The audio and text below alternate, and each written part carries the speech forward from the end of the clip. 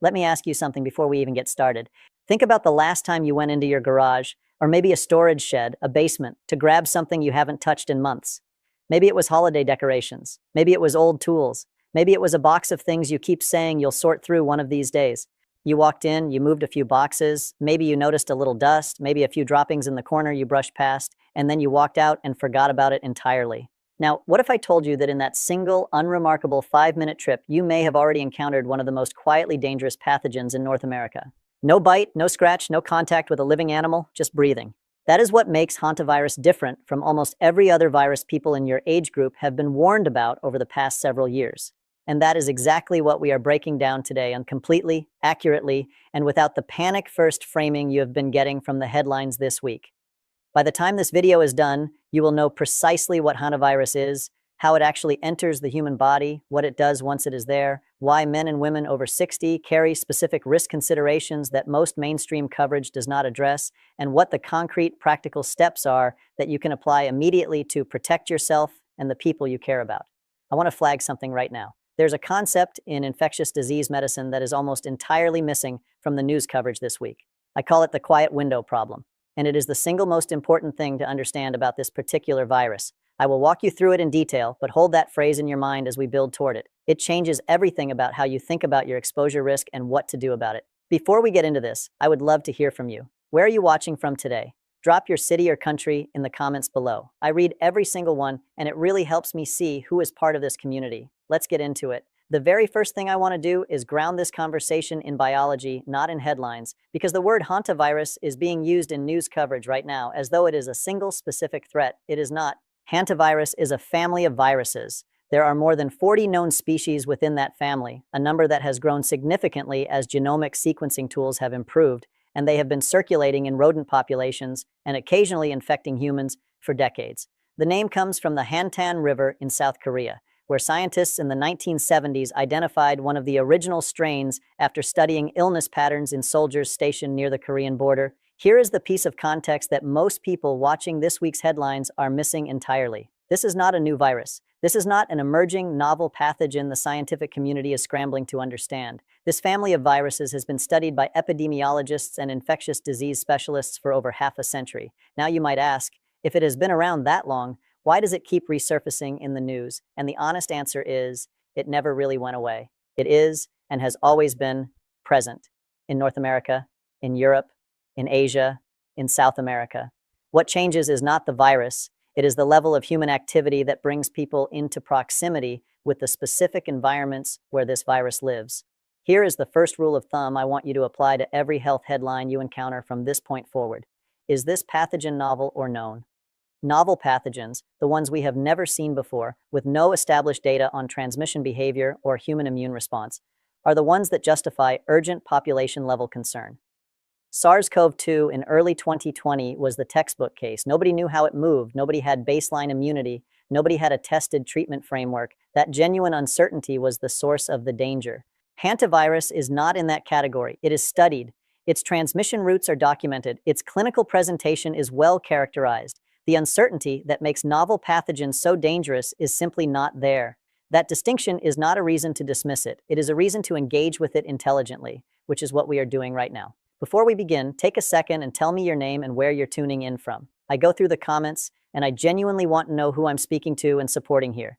Now let's talk about how this virus actually travels from one place to another, because I am seeing a significant amount of confusion on this point, and I want to address it directly. A number of people I have spoken with this week assumed immediately that hantavirus spreads the way COVID-19 spread. Respiratory transmission, person to person, being in the same room as someone infected, shared indoor air on a plane or in a restaurant. That assumption is incorrect, and it matters enormously for understanding your actual risk level. Hantavirus, for virtually all of the known strains circulating in North America and most of the world, is not a human-to-human pathogen. It is a rodent-borne virus. Specifically, it lives in the bodily excretions of certain rodent species, urine, feces, and saliva. In North America, the primary carrier is the deer mouse. In parts of Europe and Asia, different rodent species carry different strains of the virus. Now here is the mechanism that makes this virus so quietly dangerous. And this is where I need you to stay with me because this is the piece that most people gloss over. Those rodent excretions do not have to be fresh to be a risk. They dry out, they desiccate over time. As they dry, they break down into microscopic particles, particles so small you cannot see them, that have no distinctive smell, no color, no sensory signal of any kind, and those particles become suspended in the air of whatever enclosed space the rodents have been inhabiting. When a person enters that space and breathes, they inhale those particles. That inhalation is the moment of exposure. Think about the kinds of spaces that create this scenario. A cabin closed up over the winter, a shed that hasn't been opened in months, an attic with old insulation, a barn, a storage unit, a rarely used basement, a crawl space, anywhere that small rodents might find shelter, nest, and leave traces of their presence over weeks or months. You walk in, you start moving things around. Those particles, which settled on surfaces, on boxes, on the floor, get disturbed. They become airborne again. You breathe. You have no idea anything happened. You feel completely fine. You go about the rest of your day. That is the exposure event. Silent, undetectable. No warning system in your body activates because there is nothing to feel. And this brings me to the concept I want you to remember from the opening of this video, the quiet window problem. More on that in just a moment. But first, let's talk about the specific protocol for high-risk cleaning situations because this is immediately actionable and I want you to have it before we go any further. If you need to clean any enclosed space with signs of rodent activity, droppings, nesting material, gnaw marks, anything, here is the non-negotiable sequence. 1. Before you touch a single thing, open every window and door in that space. Let it ventilate. Wait at minimum 30 minutes before entering to work. 2. Put on an N95 rated respirator mask, not a cloth mask, not a surgical mask, an N95. The particle size we are talking about requires that rating to filter effectively. Also, put on rubber or plastic gloves before touching any surface. 3. Mix a disinfectant solution. 1 part household bleach to 10 parts water. This is your primary surface treatment. 4. Wet the contaminated areas with this solution before you touch or move anything. You are neutralizing the virus before you risk disturbing the particles. 5. Never dry sweep. Never use a vacuum cleaner in that space without a HEPA filtration system. Both of those actions aerosolize particles directly into the air you are breathing. 6. Double bag all waste material. Dispose of gloves and mask after. Wash your hands thoroughly with soap and water. That protocol, applied correctly and completely, dramatically reduces your exposure risk. It is not complicated, but it has to be the right sequence, in the right order, every time. If this is the kind of information nobody ever told you before, hit subscribe right now because there is a lot more where that came from. And trust me, what comes next, you need to hear. All right, now let's talk about clinical reality. What actually happens inside the human body when hantavirus takes hold. There are 2 major disease presentations associated with this virus family, and they work through entirely different mechanisms in the body. Understanding both of them is important, particularly for this audience, because some of the underlying health patterns common in adults over 60 interact with both of these presentations in specific ways. The first is called Hantavirus Pulmonary Syndrome, HPS. This is the presentation you are most likely to encounter if you are in North or South America. In the earliest phase, it looks almost indistinguishable from influenza. Fatigue, muscle aches, fever, headache, maybe some nausea or dizziness, the kind of symptoms that most adults reasonably attribute to a seasonal bug and manage at home with rest and fluids. Then, typically somewhere between 3 and 7 days after symptoms begin, something changes. The virus, which has been quietly replicating and moving through the bloodstream, begins to damage the small blood vessels in the lungs. Fluid starts to accumulate in lung tissue. The patient's oxygen levels begin to drop. Breathing becomes labored. What makes this presentation so treacherous is the speed at which the deterioration can occur once it begins. We are not talking about a gradual decline over weeks. In severe cases, a patient who was functional yesterday can be in acute respiratory distress within 24 hours. The case fatality rate for Hantavirus pulmonary syndrome is approximately 35 to 38%. I'm going to hold on that number for a moment because it deserves your full attention, not to alarm you, but to be honest with you. Roughly 1 in 3 people who develop the full pulmonary syndrome does not survive it. That is a serious number. It warrants serious attention. The second presentation is hemorrhagic fever with renal syndrome, HFRS. This one is far more common in Europe and Asia. Here, the virus's primary target is the kidneys rather than the lungs. It causes significant inflammation of kidney tissue, internal bleeding, and in serious cases, acute kidney failure requiring dialysis to manage. The overall case fatality rate for HFRS ranges from 1 to 15%, depending on the specific strain, with the Hantan and Dubrava strains at the more severe end, and strains like Pumala causing generally milder disease with fatality rates below 1%. That range of 1 to 15% is still clinically serious, particularly when your kidneys are the organ under assault. Now, here is where I need to speak specifically to older adults watching this, because this is a nuance the general coverage almost never addresses. If you have any existing kidney disease, reduced kidney function, or are managing conditions like hypertension or diabetes, both of which put chronic low-level stress on kidney tissue, your kidneys are starting from a different baseline than a healthy 30-year-old's. That does not mean exposure is automatically fatal for you. It means the margin for deterioration before the situation becomes critical is narrower. You have less physiological reserve to absorb the assault before organ function is significantly compromised. Similarly, for the pulmonary syndrome, if you have any history of COPD, reduced lung capacity, sleep apnea, or cardiovascular disease, conditions that are genuinely common in this age group, the speed at which falling oxygen levels become a crisis is different for you than for someone with full baseline lung function. I'm not telling you this to create fear. I'm telling you this because it is medically accurate and because it changes one specific thing, the threshold at which you should seek emergency care. Which brings me back to the quiet window problem. If you're still here with me and finding this helpful, take a moment to type 2 in the comments. It lets me know you're watching and getting value from this. Here is what makes hantavirus uniquely difficult to respond to, and it is the piece of information that almost no mainstream coverage is giving you.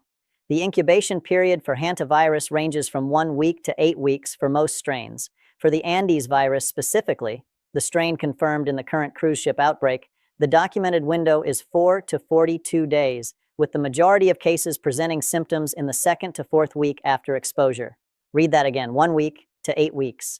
That means the gap between the moment of exposure, that unremarkable 5 minutes in the garage I described at the top of this video, and the first appearance of any symptom at all could be as long as 2 months. For 56 days, nothing. The person feels completely normal. They sleep, they eat, they exercise, they spend time with grandchildren, they go to doctor's appointments for unrelated things. The virus is present, it is replicating. Their immune system is responding at a cellular level in ways that will not surface as recognizable symptoms for weeks, and they have absolutely no awareness that any of this is happening. Then symptoms emerge, often suddenly, often at a stage that already looks like something is seriously wrong, rather than I might be coming down with something. This is the quiet window problem. The silence between exposure and consequence is so long that the two events have no obvious connection in most people's minds. The person who cleaned the storage shed in March does not connect that to the fever and muscle aches they develop in late April. They assume influenza. They wait it out at home. And they lose critical hours, sometimes critical days, before anyone understands what they are actually dealing with. This is why what I am telling you today is more valuable than any symptom checker or news headline, because the intervention that changes outcomes with hantavirus is not treatment. There is no antiviral medication approved specifically for hantavirus. The intervention is early, informed escalation to emergency care, and accurate communication with the physician when you get there. Here is the exact information you need to give a doctor in an emergency room if you have any potential rodent exposure in your recent history. I was in an enclosed space with signs of rodent activity approximately a certain number of weeks ago. I am aware of hantavirus and want to make sure that is being considered in the differential. That sentence changes the diagnostic process. It puts hantavirus on the clinician's radar early, and early supportive care, oxygen supplementation, fluid management, respiratory monitoring is what shifts outcomes. The window for that care to be maximally effective is measured in hours, not days. Know the symptom triad. Fever plus significant muscle aches plus shortness of breath, developing progressively within the 1 to 8 week window after any potential rodent exposure. That combination is your signal to move, not to wait and see, not to assume it is a seasonal bug, to move. Now let's address the global risk picture, because this is where I see the most dangerous misinterpretation of health information happening in real time. The World Health Organization and the Centers for Disease Control have assessed the overall population level risk from hantavirus as low. If you have seen that language in the coverage this week and felt reassured by it, I understand why. And I also want to explain precisely why that reassurance may not apply to your individual situation. Population-level risk statistics are calculated by averaging exposure, likelihood, and outcome severity across very large, very diverse populations. They factor in urban populations, suburban populations, people in high-rise apartments with no rodent exposure history, people in countries with established rodent control infrastructure. When you average all of those people together, yes, the population level number looks low. Your individual risk is not determined by population averages. It is determined by your specific circumstances. If you spend time in rural or semi-rural areas, a vacation property, a hunting cabin, a family farm, your exposure context is meaningfully different from someone whose entire life takes place in climate-controlled urban buildings. If you work in fields that involve older structures, soil, outdoor environments, wildlife, pest management, or agriculture, your occupational exposure is not represented in the general population average. If you are in the process of clearing, renovating, or cleaning any structure that may have been unoccupied or rodent accessible for an extended period, that activity specifically elevates your individual risk in ways that population-level statistics do not capture. Low global risk is accurate information. It is not, on its own, a complete basis for your personal health decision-making. One additional note worth being aware of: the Andes virus, which circulates in parts of South America, has demonstrated documented cases of person-to-person transmission, a characteristic that virtually no other hantavirus strain shares. This is a notable exception to the general rule that hantavirus requires direct rodent exposure. It remains limited in its transmission efficiency, but it is the reason the cruise ship situation being investigated currently warrants the monitoring it is receiving. For every other major strain, including the strains most likely to be relevant to viewers in North America and Europe, the rodent exposure pathway is the mechanism. Person-to-person transmission is not a documented feature of those strains. I want to take 2 minutes here on something that sits underneath every conversation about infectious disease risk in this age group, and that is the reality of immune aging. Your immune system at 65 is not the same organism it was at 35. This is not a pessimistic statement. It is a biological reality with very practical implications. The process is called immunosenescence, the gradual shift in immune function that occurs across decades of life. Your immune system's first response speed, its precision in identifying novel threats, its ability to mount a vigorous inflammatory response and then regulate that inflammation back down, all of those functions become somewhat less efficient with age. What this means in practical terms for viral threats like hantavirus: your immune system may take longer to recognize and respond to the threat, and the organs it needs to protect are starting with less physiological reserve. There are specific things within your control that directly influence immune function in this age group. Sleep is the most underestimated lever. Consistent quality sleep of 7 or more hours per night is not optional for immune function. It is when your immune system does a significant portion of its surveillance and repair work. Chronic sleep restriction measurably degrades that function. Vitamin D status is disproportionately low in adults over 60, particularly in those who spend limited time outdoors. Vitamin D deficiency directly impairs immune response speed and the quality of the immune cascade. A 25-hydroxyvitamin D blood test is simple, inexpensive, and gives you actionable information. Ask your physician. Chronic inflammation driven by metabolic factors, elevated blood sugar, visceral abdominal fat, sedentary lifestyle, acts as a constant drain on immune resources. An immune system that is perpetually managing low-grade chronic inflammation has fewer resources available for acute responses to pathogens. And for anyone managing existing conditions, kidney disease, hypertension, diabetes, COPD, cardiovascular disease, please discuss any changes to your health management routine with your physician directly. The interaction between your existing conditions and the specific organ systems hantavirus targets makes your medical history genuinely relevant to how you approach this risk assessment. Let me give you the clean summary of what we covered today and what you actually need to do with it. Hantavirus is a known, studied virus family, not a novel emerging pathogen. It does not spread through ordinary human contact. It spreads through inhaling microscopic particles from the dried excretions of infected rodents in enclosed, unventilated spaces.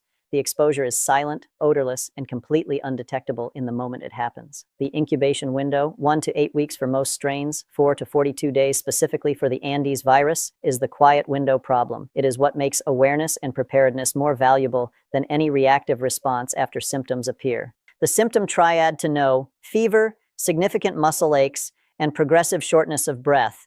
If those 3 develop within 2 months of any potential rodent exposure, go to an emergency room and give the physician the specific exposure history. Do not wait. For anyone with access to rural properties, older structures, unoccupied spaces, or occupational environments with rodent exposure risk, assess now, not later. If cleaning is needed, follow the ventilate, mask, wet surfaces, never dry sweep protocol exactly and in sequence. And if your immune health baseline needs work, sleep, vitamin D, inflammation management, start those conversations with your doctor. Now, here's what I want from you.